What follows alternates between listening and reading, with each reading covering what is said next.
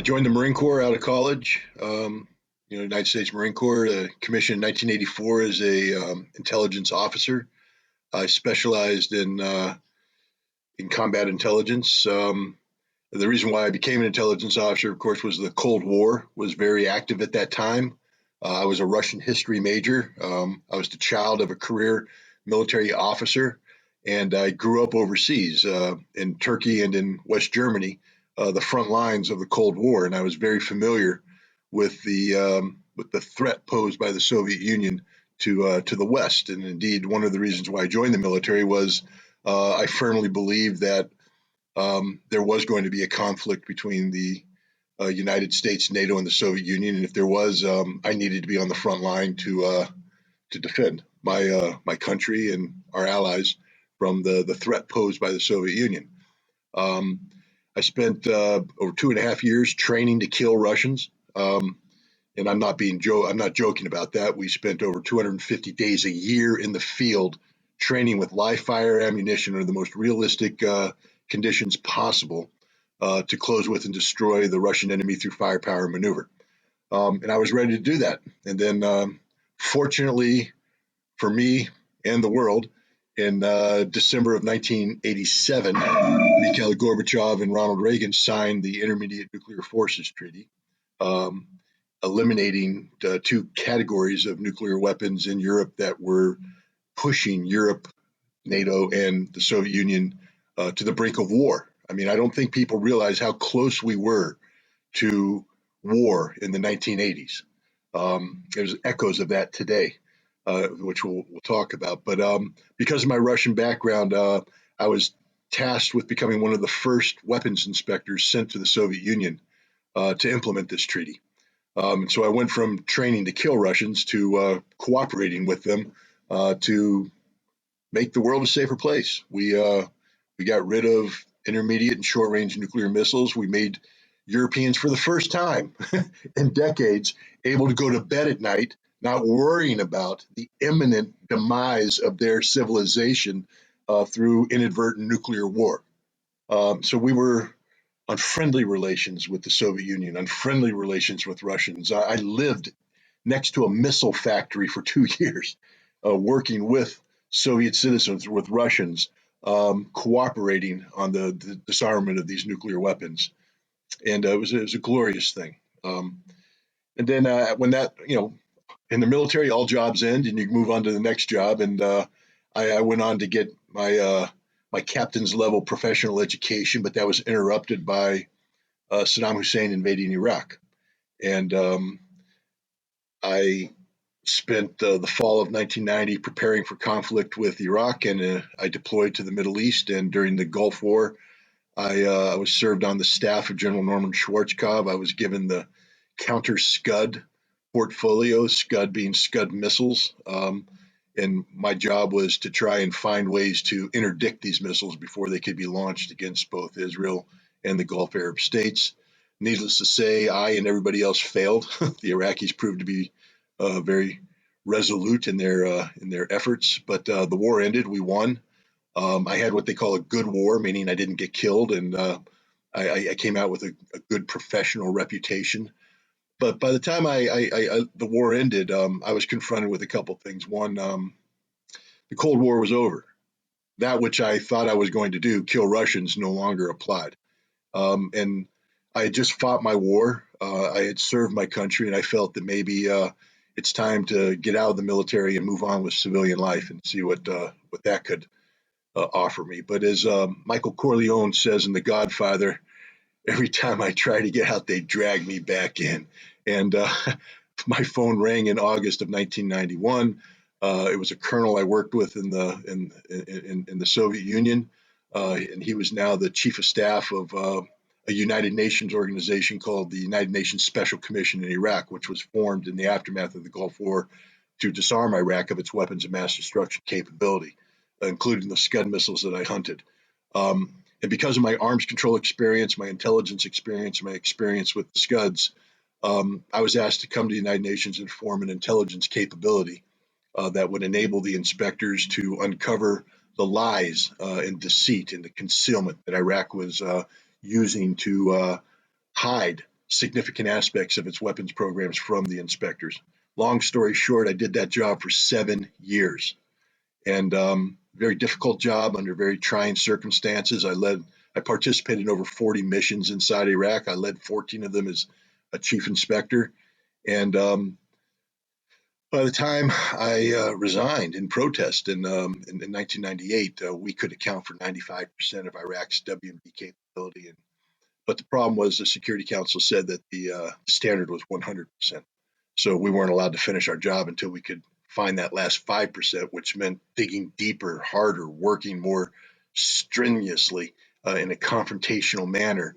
And the United States decided that that was inconvenient, that rather than seeking the disarmament of Iraq, they wanted the perception of Iraqi non-compliance to be continued so that they could continue economic sanctions as part of their overall program of regime change, getting rid of Saddam Hussein.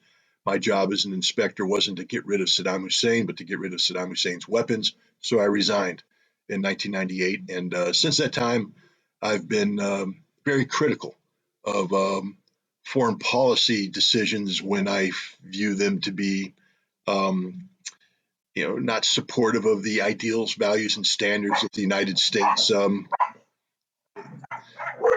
Unfortunately, recorded me in my home environment, so we get all of the wonderful sound effects that include 3 dogs barking at the neighbors when they walk by with their own animals, and there's nothing I can do to stop this. But I resigned, and I've been speaking out against bad policy ever since. I love my country. I think America is a nation of great potential. I think we have the finest document in modern civilized history in the form of the Constitution. But I think that the values and ideals that are enshrined in that document are imperfectly implemented, and I think that the role we play around the world often contravenes what we stand for as a people here at home. So I think a lot of people get confused. They say, well, you're very critical of your country. I'm critical of my country because I love my country. And I understand what my country stands for, and I want my country to be the country that it can be, not the country that it is.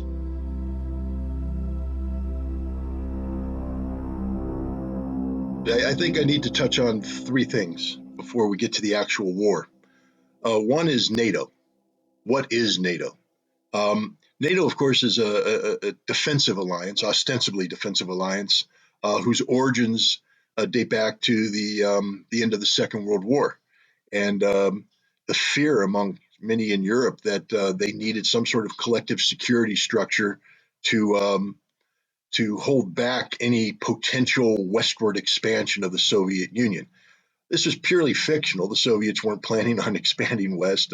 Anybody who studies World War II will understand that the Soviet Union was exhausted by that conflict. Even though they were victorious, they were in no mood to continue a conflict west. They were more interested in consolidating their gains and ensuring that never again would they be threatened by a European power such as Germany, who would invade them again. So that was their focus. But Winston Churchill, of course, gave a very brilliant speech in Fulton, Missouri, I think in 1946, maybe 48. The Iron Curtain speech, and his rhetoric is wonderful. I mean, even though his the substance is fictional, the rhetoric is wonderful, and Americans, like everybody else, love a good speaker with a British accent, and we fell for it, and Europe fell for it too. They took what was supposed to be this small collective defense alliance between the Benelux nations, Belgium, Netherlands, Luxembourg, maybe Great Britain was involved, and they expanded it into NATO to bring the United States in. As Lord Ismay, the first Secretary General of NATO, famously said, what NATO was designed to keep the Russians out, keep the Americans in, and keep the Germans down.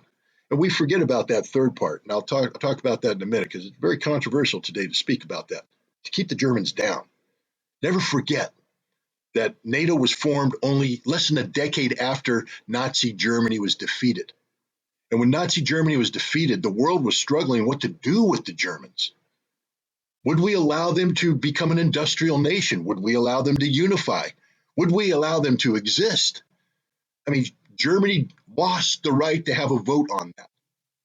They had endorsed the most odious ideology that the world has seen in modern times, especially, say, the Western world has seen in modern times. Nazi, National Socialism, as defined by Adolf Hitler and implemented by his henchmen.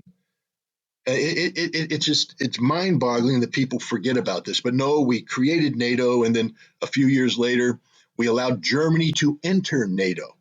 So this defeated Nazi state, which had never been thoroughly denazified, was now militarized, and their industry was brought to bear back into the business of making weapons. Now, ostensibly in defense of Europe, NATO was a defensive alliance. And pretty much you can say that NATO lived up to its vision during the Cold War, defensive alliance. And it was very effective. I have to tell you, I lived in Germany in the 1970s and 1980s, and I saw firsthand the reality of NATO's frontline posturing. In the German villages where we lived, twice a year, the American tanks came rolling out in the farmers' field as they practiced for war. And we're talking about war on a scale that Europeans today can't imagine, even those in Ukraine. Millions of people ready to fight with the most modern weaponry possible, including nuclear weapons. Fortunately, the Cold War ended and we didn't have to have a conflict. But the question now is, what was NATO's purpose when the Soviet Union collapsed? What was the purpose of NATO?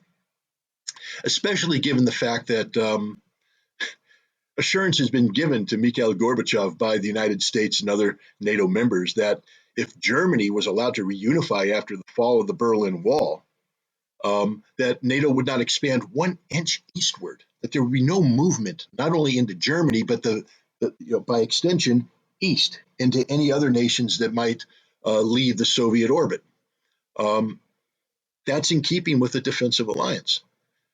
But it became clear that Europe has an identity problem. And what I mean by that is, for the decades of the Cold War, Europe was completely and utterly under the umbrella of the United States defense capabilities. Yes, Britain had a nice military, the British Army on the Rhine, very professional. The Germans had their own wonderful military. The French had their military. The Dutch had their military. Everybody had their military. None of it worked without the United States. None of it worked without the United States. So now the question is, now that the Soviet threat is gone, what does Europe do? And Europe had a problem. Almost immediately after the Soviet Union collapsed, you had the Warsaw Pact. You had the Warsaw Pact collapse. You had Eastern Europe open up with great unknowns. What's going to happen? You saw potential for unrest in Romania, where Nicholas Ceausescu and his wife were gunned down in a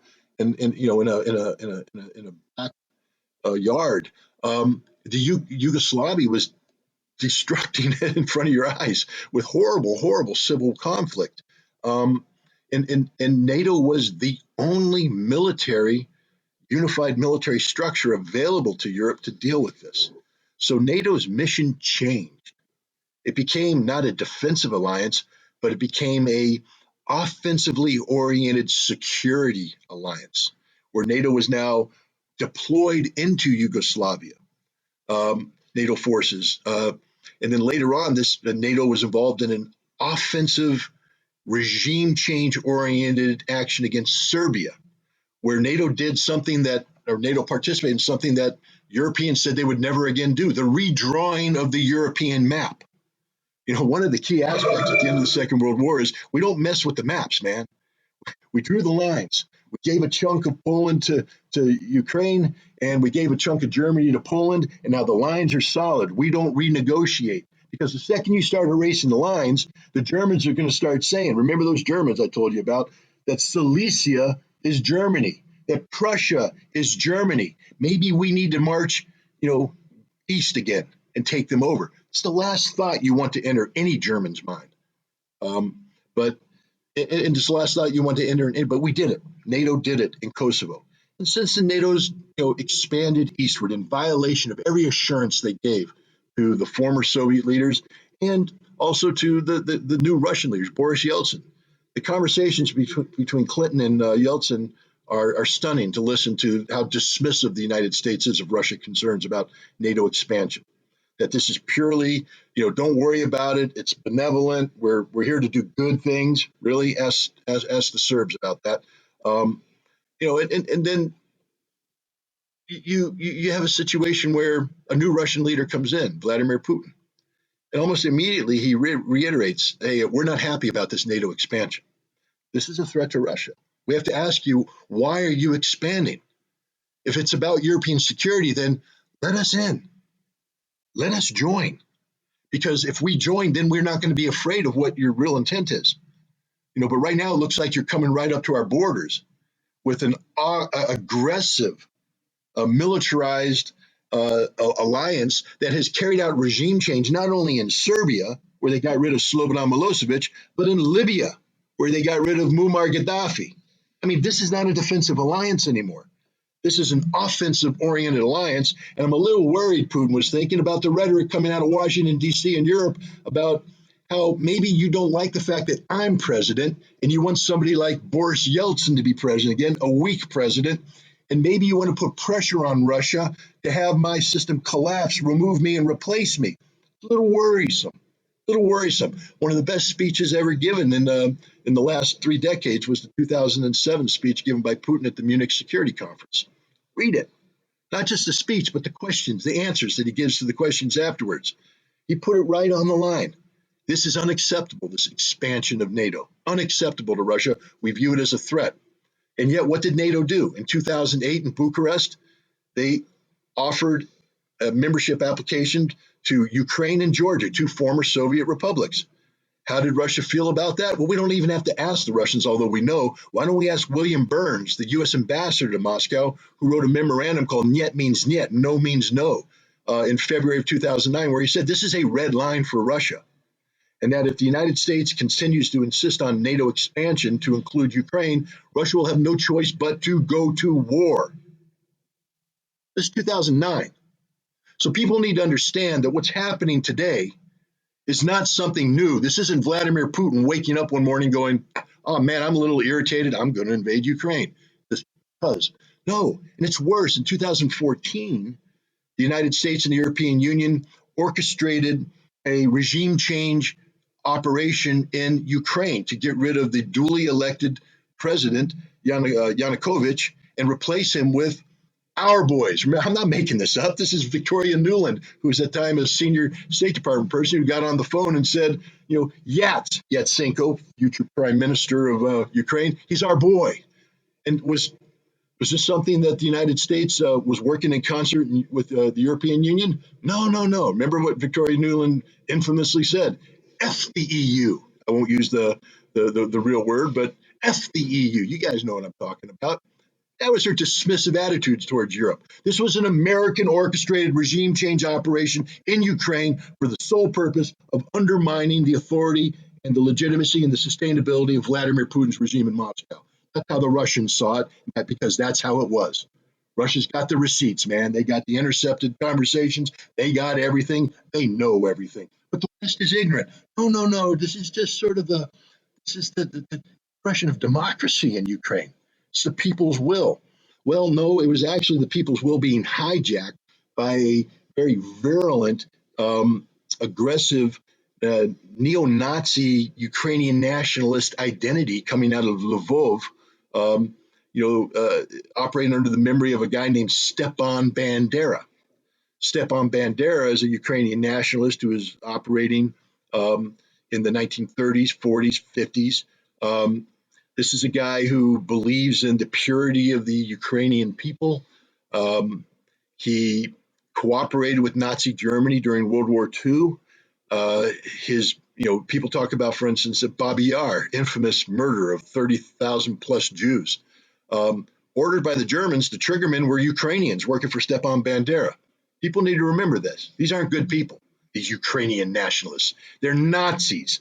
80,000 of them joined the German forces immediately after the Germans entered. Over 250,000 ended up fighting for Germany during World War II. 250,000 Ukrainians fighting for Nazi Germany during World War II, motivated by the nationalism of Stepan Bandera. Now, when Germany lost the war, Stepan Bandera, being the Ukrainian nationalist that he is, jumped ship and went rogue, fought his own operation against now the Soviet occupiers. Who supported this? Well, when during World War II, Bandera was supported by an organization, I think it was called the 12th Directorate. Basically, the intelligence, German intelligence in the east on the Eastern Front, run by a general named Gehlen. When the war ended, the Gehlen organization was taken over completely by the United States and incorporated into the CIA structure to continue anti-Soviet resistance. Nazi Germany was defeated by American troops and Soviet troops, but we took the Nazi intelligence organization in the East, made it part of our intelligence organization so we could continue to fight the Russians. And they did for 10 years with CIA funding. Over 300,000 people lost their lives in that conflict. 100,000 Poles and a lot of Russians and a lot of Ukrainians. You say, why Poles? Why Russians? Because Ukrainians are racist. Stepan Bandera is a Ukrainian nationalist who views the Poles and the Russians as subhumans, and they needed to purify Ukrainian soil from these subhuman elements. I'm not making this up. It's all documented fact. Documented fact. The atrocities that they committed are mind-boggling. But this is the ideology that moved in on the Maidan. You see, because even though they were defeated militarily around 1954, the CIA continued to fund them from 1954 to 1990, fund their political activities, including not just the activities inside Ukraine, but also the activities of the immigrant populations that came to the United States and in Canada. So you have very strong Banderist organizations, movements in the United States and Canada, which are promoting this notion of Ukrainian nationalism, trying to clean it up because nobody likes to admit that. You want to make make a Ukrainian uncomfortable? Ask him what Grandpa was doing between 1936 and 1954. They'll start shrugging and getting nervous because they don't want to admit Grandpa was killing Jews, Grandpa was killing Poles, Grandpa was killing Russians, Grandpa was a murderer because that's what he was. But now they cleaned it up. It's purely Ukrainian nationalism, and you could they got away with it from 1990 when the Soviet Union started to move on. Ukrainian independence came up until 2014. But in 2014, Ukrainian nationalism raised its ugly head. It came to the Maidan, took over a peaceful demonstration, turned it violent, evicted Yanukovych, and then used the threat of force. Even though they're a political minority, these nationalists, they were able to expand their influence through the threat of force, and they bullied their way into power. They took over the Interior Ministry. They took over the police force. They created these volunteer units of thugs who went down to Odessa, for instance, and burned to death 46 Russians, burn or smoke inhalation, that they crowded into the Union of Trade building. They went to Mariupol, where they carried out brutal street fighting against the Russian majority population there, seizing control of that city, establishing their headquarters there. That's why this Nazi movement in Germany is called the Azov Regiment. Sea of Azov is the body of water next to Mariupol. Mariupol is a Russian city, but the Azov movement, these Nazis came down and put their headquarters in Azov, basically saying, we're in control. Then they set their eyes on the Donbass, started to make a move on Donetsk and Lugansk and the Russian populations there, who stood up and finally said enough is enough, and they started fighting. That led to 8 years of incessant warfare between the Russian, what we call separatists, because we don't want to be part of Ukraine that seeks to murder us, and Ukrainian nationalists. Now, the interesting thing is, people say, well, these were volunteer units. We brought them into the military, so they're not as bad as people think. Imagine in the United States, the Ku Klux Klan. Those white guys that wear the sheets and run around, burn crosses. Good people, stand-up Americans. Imagine if all the Ku Klux Klan thugs in the South got together and formed a militia battalion. And then the U.S. Army went, oh, we're just going to invite you in. We're going to bring you into the U.S. Army intact. And you get to do whatever you want to do. You can burn crosses, wear the stuff. It's okay, but now we control you. The U.S. Army just became a racist institution because it allows a racist unit inside. The Ukrainian military, by allowing the Nazi military organizations to be incorporated intact, became a Nazi unit. It's impossible to say otherwise.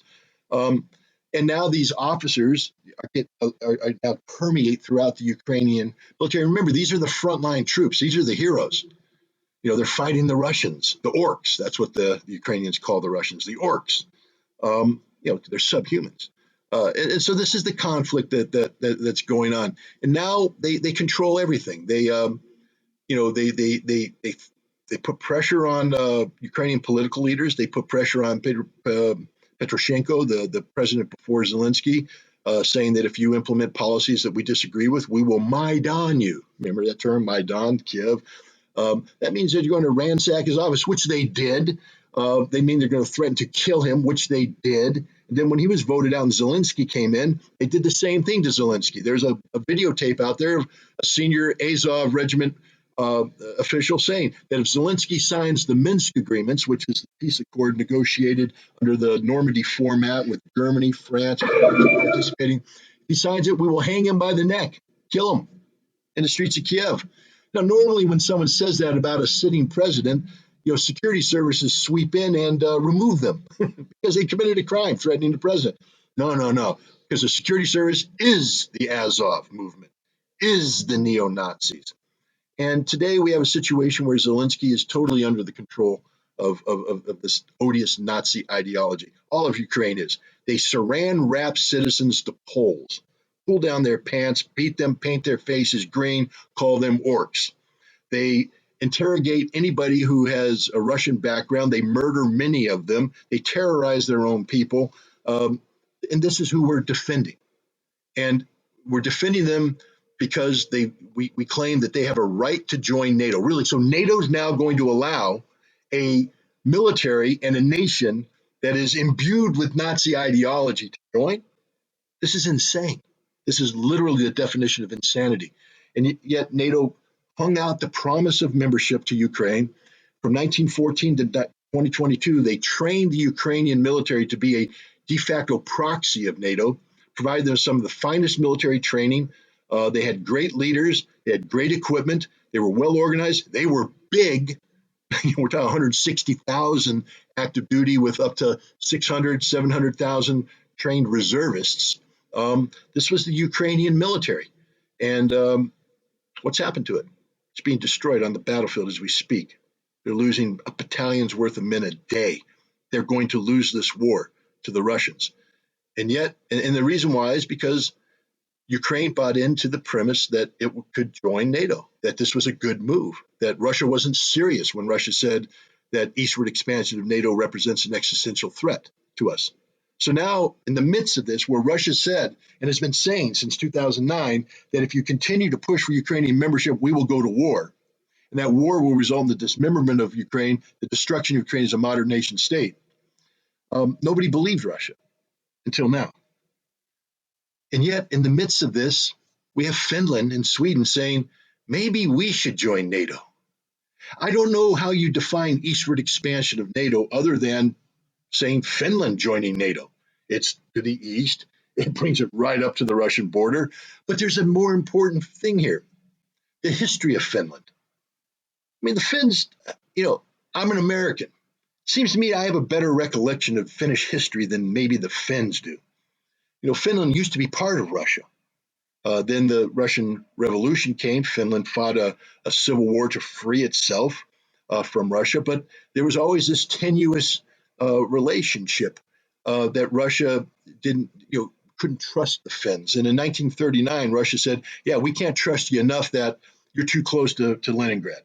We need you to back up a little bit. So we're going to take over some of the Vyborg Peninsula, but we're going to trade you some land up here, some valuable land that has some nickel stuff that you can mine and make money. But we need to push you back from Leningrad because you're too close." And the Finns said no. So it started a war. It's the Winter War of 1939-1940. Finns have glorified this. We won the Winter War. No, you didn't. You won the first couple months of the Winter War. Russians came in ill-prepared. They ambushed them. Winter came. But when the winter ended, Russia reorganized and kicked Finland's butt. And Finland had to sue for peace because otherwise they were going to be destroyed. Literally, they're on the cusp of losing everything. So they surrendered. Do Finns remember that? They didn't win that war. They lost that war. They had to surrender because they were about to be destroyed. And one of the things that Russia said is, we're taking the Vyborg Peninsula. It's ours because we can't trust you. You're too close to Leningrad. What did the Finns do? In 1941, they allied themselves with Nazi Germany. And they allowed Nazi Germany to use Finnish soil as a springboard to attack Leningrad, surround Leningrad, subject more than 1 million Soviet citizens to death by starvation. They allowed Finnish soil to be used as a springboard to allow German troops to attack into northern Russia to try and seize strategic ports facilities in Archangels and Murmansk, the Kola Peninsula. And they did this for 3 years. And then here's the other lesson, Finland. You lost. The Russians beat you, man. The Soviets, they crushed you. They were on the verge of just swamping through you, taking you down, absorbing you, making you disappear as a nation state, but you sued for peace. And the Soviets said, okay, if you evict the Germans, we'll come up with a negotiated treaty. So the Finns turned on their German allies, kicked them out, and then in 1949, the Soviets signed a treaty. And here's an important part of that treaty. In exchange for allowing Finland to exist as a nation state, because it should never be allowed to exist as a nation state because you fought alongside the Nazis and you killed 1 million Soviet citizens. But in exchange for letting you survive as a nation state, you have to promise to be neutral in perpetuity. I don't know what the Finnish word for perpetuity is, but in English, it means forever. Neutral forever. Now, people say, well, you can't hold Finland to that. Yes, you can, and Russia will. And it's not as though Russia's been dictating unreasonable terms. When the Soviet Union collapsed and Russia re-upped this treaty, Russia had no problem with Finland joining, the European Union if they wanted to. If they want to join the European Commission, if they want to be part of Europe economically, go do it. But you can never allow your soil. You can never allow your soil to be used as a potential basing point for foreign troops to threaten Russia. That's sort of a given. And if you decide you're going to do that, you lose the right to exist instantly. It's going to happen. Finland needs to understand that Russia means what it says. When Russia says no eastward expansion of NATO, that it represents an existential threat to Russia, they mean it, especially when we're talking about Finnish soil so close to Russia's #2 city, St. Petersburg. Finnish soil so close to the Kola Peninsula, which has strategic value to the Russians. They're not going to let NATO operate on Finnish soil. They're not going to let Finland become part of NATO. Is this not clear? Did Ukraine not educate anybody about anything? People say, well, wait a minute, the Russians, they're a little weak right now. They mobilized, they got their army down there in Ukraine. They can't really pull a threat. The 6th Army got pulled out of the northern military district and sent down to Ukraine. Yeah, I get it, Finland. You and your huge, massive military. That Russia is probably on the verge of declaring war in Ukraine, which then allows Putin to order general mobilization of the Russian military capability, which allows for millions of Russians now to be mobilized into the military, which means that the pathetic little Finnish military will be swamped. It ain't going to be 1939, Finland. You're not going to have some heroic resistance. Your boys ain't that tough anymore. Okay? It's not like you've raised a bunch of farm boys out there that are ready to go off and play Winter Warrior. You're like the rest of Western Europe, soft, capitalist, have a nice lifestyle, like your cell phones, like your coffee, like everything else. The Russians are going to bring some bad boys out of Siberia, and they're mad now. You want to join NATO? Bad things are going to happen. In Sweden, what do you got? 26,000 active duty troops, 40,000 reservists. Great, you can send enough guys to help fight in Finland and last a week. Last a week, that's all you would last. You got nothing. And you don't need anything. That's the beauty of it. Come on, Finland and Sweden. You guys are dealing with You have some of the greatest economies in Europe. You guys are, it's wonderful. Finland's a paradise compared to many other nations. Sweden has some problems, but they're still a paradise. One of the reasons is you don't have to divert all your resources into building a military. For what purpose? Russia does not threaten you. Russia won't threaten you. Russia doesn't view you as a threat unless you join NATO. Then you're an existential threat that has to be destroyed. This is one of the most mind-boggling things, and it scares me to death because it just seems to me that the Finnish leadership and the Swedish leadership have forgotten how to think independently. I mean, neutrality means neutral. It means you don't take sides. So when Europe's in there screaming about Ukraine, Finland and Sweden should say we don't take any sides on this one. You know, we're sorry. That's your problem, especially when we're talking about a Ukrainian conflict, which is solely the blame for which is solely rests on the shoulders of NATO and their irresponsible expansion and their support for a neo-Nazi ideology. Now I know that Finland has a history of Mannerheim and some right-wing movements of its own. They fought alongside the Nazis, so maybe deep down inside in the Finnish DNA, there's some sympathy for Stepan Bandera's nationalism. I'm being facetious here because I'm hoping the Finns are smarter than this. But the point is, you know, Finland should not be aligning itself with Ukraine, with the neo-Nazi ideology that resides there. Finland doesn't have to support Russia's special military operation. Indeed, Finland can speak out against it, as they should, because if you're part of the civilized world, you have to say that war is not the solution. That's just sort of a given. I mean, war only accomplishes one thing, and that's the destruction of humanity. Um, so, Finland can be critical of the Russian actions in Ukraine. So can Sweden. But to sit there and align themselves with NATO and say that we support what the West is doing in Ukraine, so much so that we want to become part of it, it's just foolish. It's suicidal, and it makes no sense.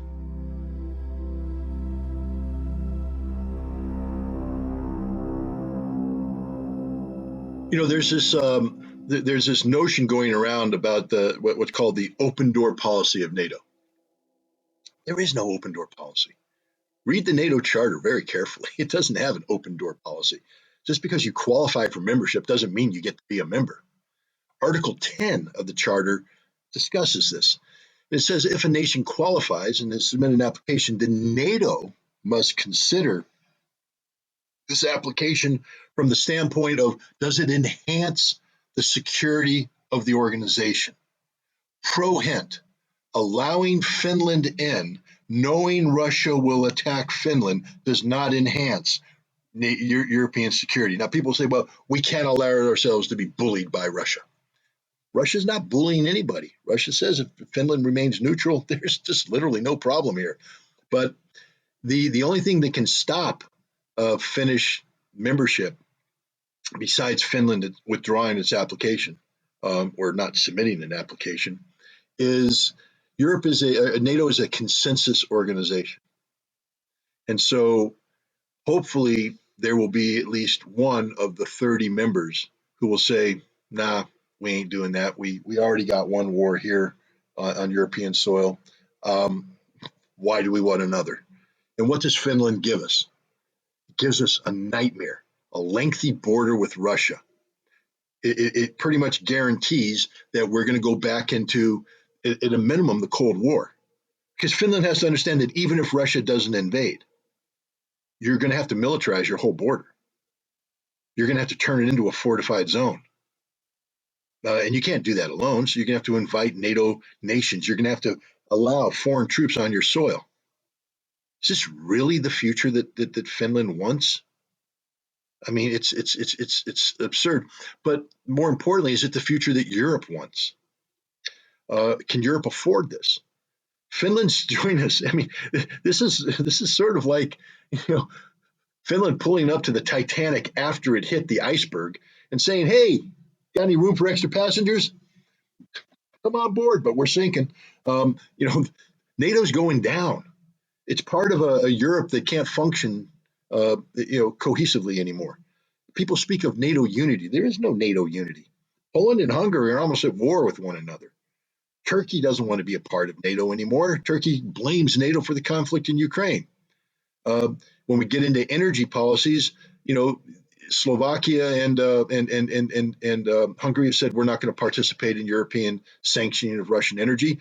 Germany will die as an economy if they do this. So, is this really what Finland wants to join? Is this? I mean, because it's not working, man. Europe's not working, and any smart European country will say the only chance we have of pulling out of this thing is to create less friction with Russia instead of more friction. So I'm hopeful that at least one nation, and hopefully more, will speak up and say, no, sorry, Finland. Um, Europe's better off with you being neutral. I mean, Finland has to think about what it's doing. Does anybody have a thinking cap in Finland? I mean, this is the question. I don't ask this facetiously. They have a great fighter in the FA-18. And if they want to get, a better fighter, they can go out and get it. But why the F-35A? Why the F-35? A, it sucks as a fighter. Please, Finland, do your research. It breaks all the time. It doesn't work. It's been oversold. Thank you for supporting the American military-industrial complex. We enjoy the billions of dollars you'll be sending us, but we're giving you a piece of garbage airplane that you'll be lucky to get 60% operational rates in peacetime, and in combat it breaks instantly. Plus, the Russians can shoot it down because it's not as stealthy as everybody thinks it is. But what's more important about that aircraft is that it is nuclear capable. That means that it's designed to be able to deliver nuclear weapons. And NATO just did a posture review where it talks about taking US B-61 nuclear bombs, which are currently stationed in Europe, and making them available to non-nuclear nations. And they're expanding this now to any nation that has the F-35A.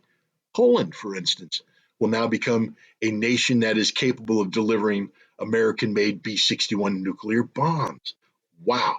And Finland, when you bring in your F-35A, trust me, the first thing that NATO is going to say is you need to start cross-training your pilots to deliver nuclear weapons. Is this really the direction Finland wants to go? Because you have to understand, Finland, when you join NATO, you give up a whole bunch of sovereignty because now you're part of an alliance that's going to start dictating things to you, saying you have to do this. If you want our support, you have to do this. Right now, Russia has declared the Baltics to be a nuclear-free zone. They've respected this. Finland joins NATO and survives because, look, it's not a guarantee Russia's going to go to war against Finland. Russia's got a lot of problems of its own right now. Economic sanctions are hurting its economy. It's bitten off a lot in Ukraine. It's got to digest that first before it swallows Finland. So maybe they'll just seek to militarize for the moment. But part of that militarization will be the deployment of tactical nuclear weapons throughout the area, and every Finnish city will now be targeted with a nuclear weapon or two or three or four or a dozen. Okay, so Finland, you do now know that if there is a war with Russia that begins, for instance, in Moldova, are the Finns ready to die for Transnistria? I mean, this is a question I want to ask the average Finn. I'd love to walk in Helsinki. You ready to die for Transnistria? Because you're going to. You're going to die because when that goes to war and then the Romanians attack and then the Russians counterattack, the Americans send in a brigade, it gets annihilated. So the Americans use a tactical nuke. Boom, boom, boom, boom, boom. It's all over. Helsinki disappears in a cloud of radioactive dust. That quick. 200,000 degrees suntan. I know you guys like your sun, but you're going to get a big tan. You're going to burn to death. You're going to fry because the Russians are going to nuke you automatically. It doesn't matter anymore that you're Finland and you're not that you have nothing to do with Moldova. You're part of NATO. Therefore, you're now part of the target package, man. And when the Russians start pushing the buttons, target package is all inclusive. It doesn't prejudice against anybody. So every Finn will die. Every Finn will die. That's your future. There's no other future. It doesn't get better than this. It only gets worse. Joining NATO is a suicide pill. Either short term with a mercifully bloody Russian invasion, but at least Helsinki still survives. The Finns still live, or long term with thermonuclear holocaust that kills everybody. That's Finland's future. Literally, that's your future. There is no other outcome. NATO is not going to prevail. NATO is collapsing. And the best that Finland can hope for is to remain neutral, stay above the fray, survive.